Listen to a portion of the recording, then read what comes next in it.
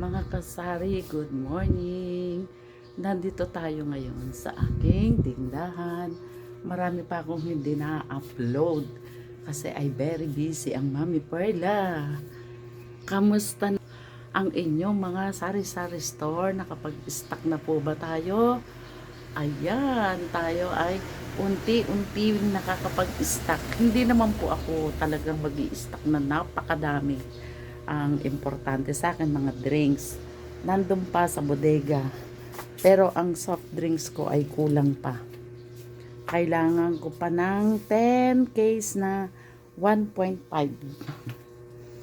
Ayan po ang aking sari-sari store. Ayan.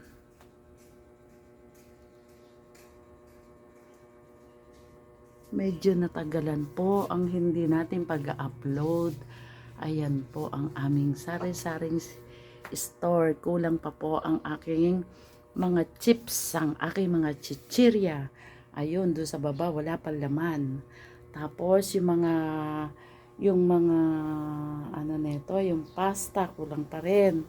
At mamaya ako ay gogora na naman sa grocery. Tapos, ayan po ang mga chichirya. Ayan po ang aming chichirya section ay puno. Tapos, ayun po yung malalaking chichirya. Diba nga, binago ko yung aking, kumbaga binago yung lagayan. Ayan. Puno po yan. Yun lang doon sa maliitang wala. Ayan, wala na po ang itlog. May deliver sa Thursday. Ayan po ang aking sari-sari store. Kamusta na po kayo? Alam ko kayo ay aligaga sa pag-iimbak. Tama naman, mag-imbak talaga tayo dahil ngayon lang tayo babawi. At sa totoo lang po, ang bentahan ng sari-sari store ko ay simula mga second week yata ng November hanggang kahapon maganda po ang sales ni Mami Perla. Kaya po nakakapag-stock tayo. Mga yung Red Horse ko meron na rin.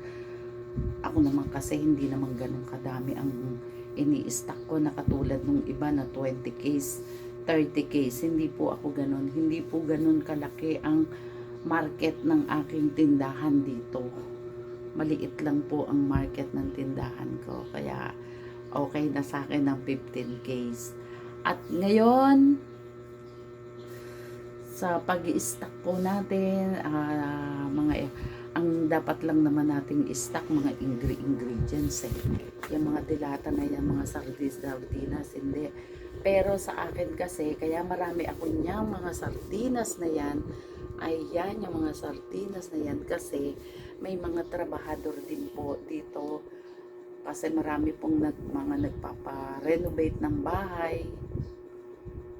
Parang dalawang grupo ng trabahador yung aking mga mamimili, mga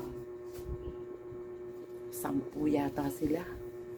Dito po sila bumibili ng mga ulam nila, tsaka yung mga bisyo nila dito rin po, at tsaka yung bigas dito rin. Kaya ang bigas namin ay napakabilis. Ang binili kong bigas nung nakaraan ay 6 na sako. Ayan, 2 na lang, bawas na. Per kilo lang po ako dito. Hindi po ako nagpepersa ako na benta kasi sabi ko nga po sa inyo, dito ay once a month lang po sumasahod yung mga tao rito kasi nga po Siemens Village po kami at yan po ay mga nabibilhan lang ako pagka yung mga paubos na yung mga kaperahan nila, kumbaga sa pecha di peligro na. Ayan po ang aking tindahan. Ano po ang maia-advise natin sa mga kapwa sari-sari store na kailangan mag-stock? Opo, totoo po yung kailangan mag-stock kasi samantalahin po natin ang pagkakataon dahil ngayong December 23, 24 at 25 ang pinakamabili po dyan ay mga drinks. Pakita ko sa inyo. Yang mga drinks na yan, yan ang mga number 1 na mabibili. At saka Coke. Coke at saka halos lahat ng inumin mabili sa December 23, 24 at 25. Saka na natin isipin ng New Year, ang 31 at saka 1. Ito muna ng padating na 23, 24 at 25. At sana, nawa, ipagkaloob ng Lord na mas maraming benta ngayong 23, 24 at saka 25. Sa totoo lang po.